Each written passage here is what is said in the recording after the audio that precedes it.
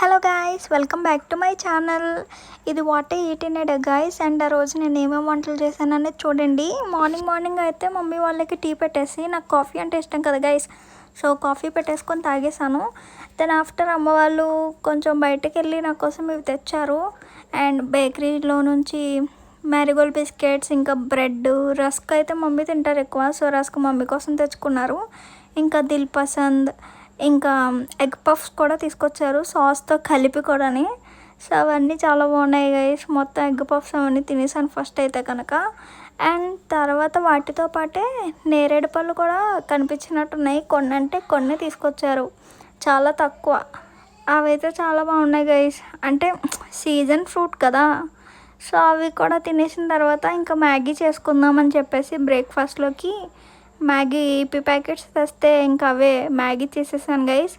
వాటితో పాటే పక్క నుంచి చికెన్ కర్రీ చేశాను.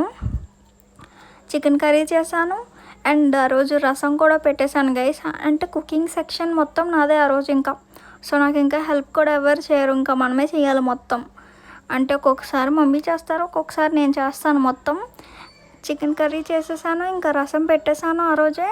ఇంకా మాకు బ్రేక్ఫాస్ట్లోకి ఇప్పితో పాటు బ్రెడ్స్ కూడా అంటే వేపేసాను. మా మమ్మీ వాళ్ళు తింటారని చెప్పేసి, అంటే వాళ్ళు మ్యాగీ తినరు కదా, సో వాళ్ళ కోసం బ్రెడ్స్ అవన్నీ వేపేసాను కొన్ని.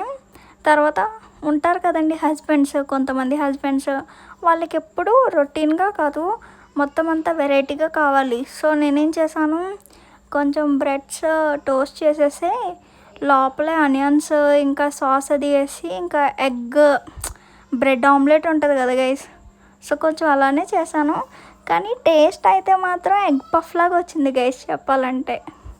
నేను కూడా టేస్ట్ చేశాను, బట్ టేస్ట్ అంతా కూడా ఎగ్ పఫ్ లాగా వచ్చింది. ఓ పక్క నుంచి మ్యాగీది ఎసర మరుగుతా